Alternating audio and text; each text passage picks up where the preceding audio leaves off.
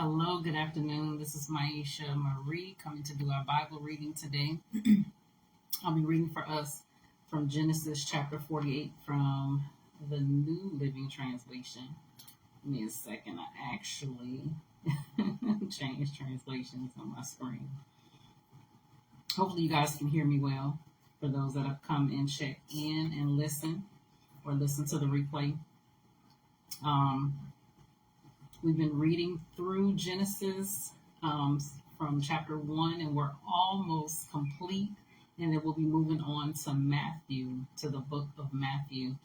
And as I feel led to continue to do so, I will.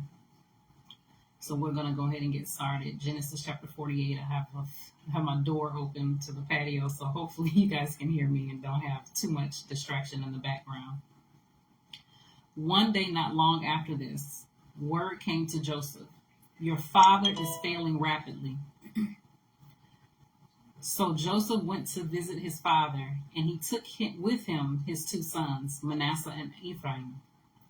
When Joseph arrived, Jacob was told, "Your son Joseph has come to see you." So Jacob gathered his strength and sat up in his bed.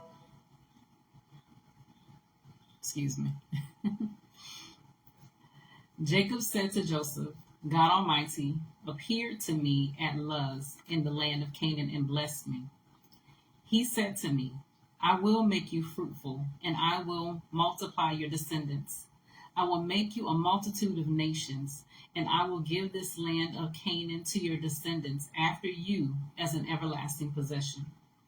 Now I am claiming as my own sons these two boys of yours, Ephraim and Manasseh, who were born here in the land of Egypt before I arrived.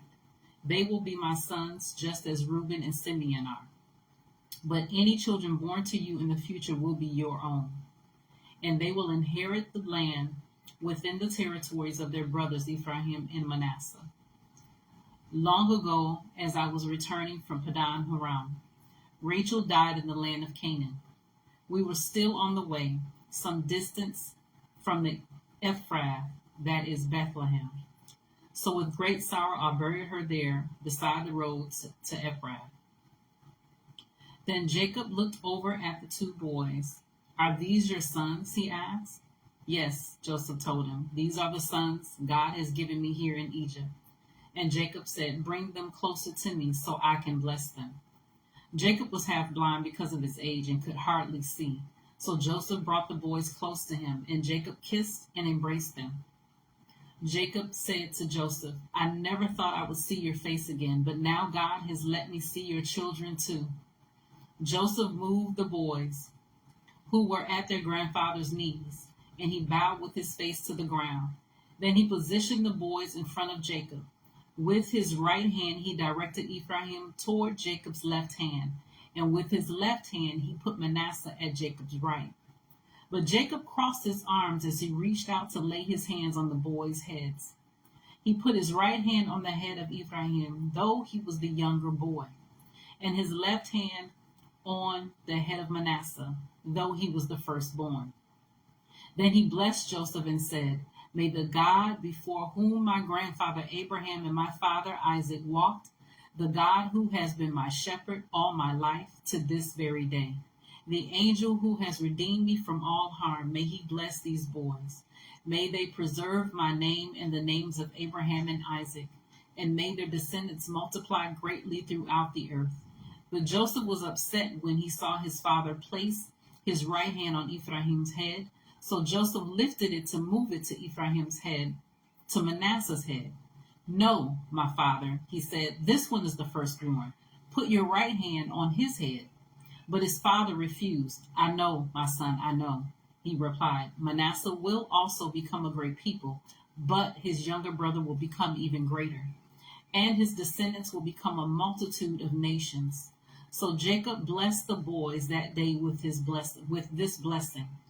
"The people of Israel will use your names when they give a blessing.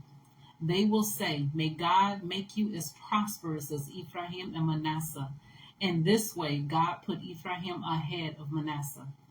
In this way, Jacob put Ephraim ahead of Manasseh. Then Jacob said to Joseph, "Look, I am about to die, But God will be with you and will take you back to Canaan, the land of your ancestors.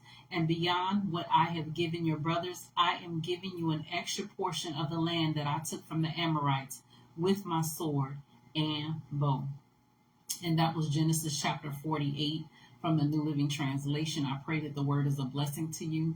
I pray that you get a chance to listen fully and go back and meditate on the word. Continue to learn who God is, learn his character, and get to know him for yourself in these last days. In these upcoming days, we are almost finished. We got 2 more chapters in Genesis. And then we'll be moving on to Matthew, the book of Matthew. So you guys take care and God bless. See you next time.